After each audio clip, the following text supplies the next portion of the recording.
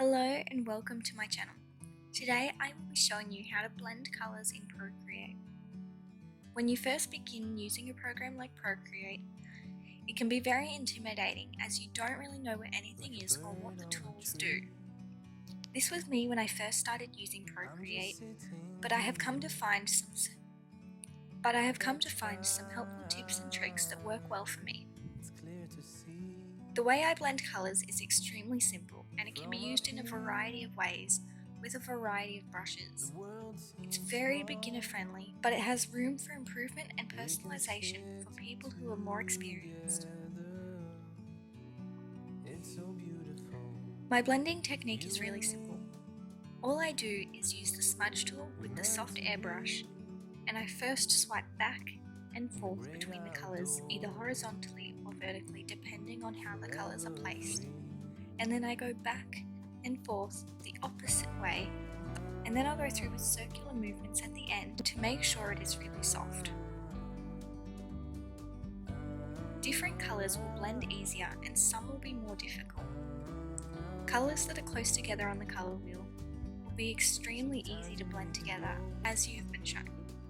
And the further away on the colour wheel the colours are, the more difficult they will become to blend. For example, yellow and pink are not close, but they aren't extremely far away on the colour wheel. So while they take a little extra elbow grease to blend, they will eventually blend pretty seamlessly.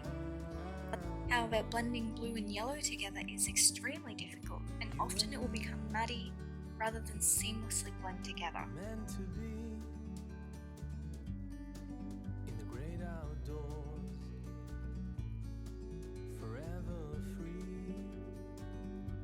In the same way that different colours blend differently, it is a good idea to practice and try out blending with different brushes.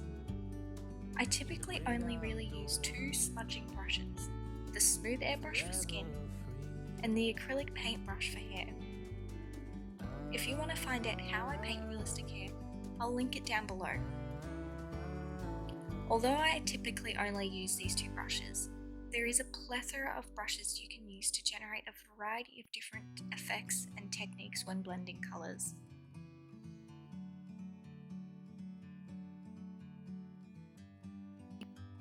I have tried out a few different brushes for you. With the soft brush, you will receive an extremely smooth blend between colours. This is why I prefer it for skin, because I want a really smooth surface. The acrylic crayon brush provides you with a lightly textured surface that is similar to chalk or crayon, and I've seen it be used for a lot of illustrative work. The acrylic brush appears quite similar to the soft brush, but it provides a subtle hint of texture. The oil paintbrush is really fun and it makes it appear as if there are paint strokes through the blending. If you're looking for a realistic paint look, which I have seen many artists go for, this would work really well. The willow charcoal actually blends very similarly to the real charcoal I've used in the past. It is completely smooth and has small bits of texture.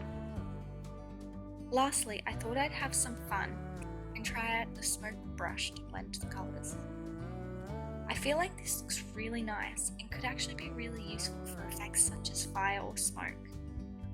Sometimes you need to go and take a step back to see the truth around you. From a distance you can tell.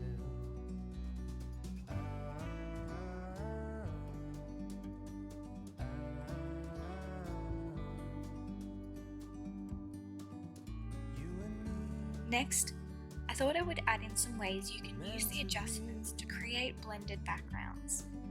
Firstly, and my favourite, is Gaussian blur, and I could be saying that wrong.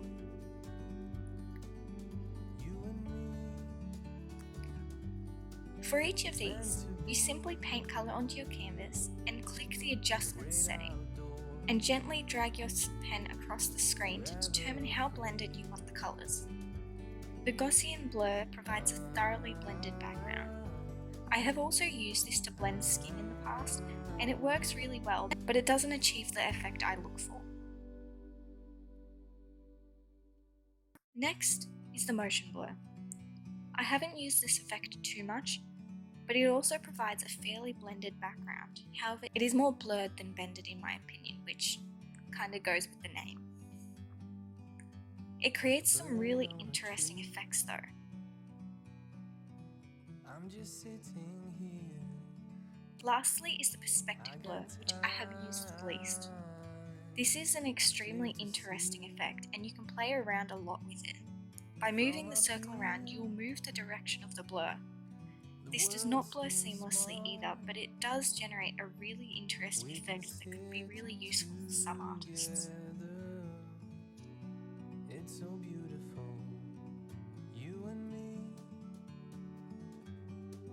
We meant to be in the great outdoors. Thank you for watching today's video. If you enjoyed it, please don't forget to give it a thumbs up and be sure to subscribe for more videos just like this. I hope you have a really nice day. Bye!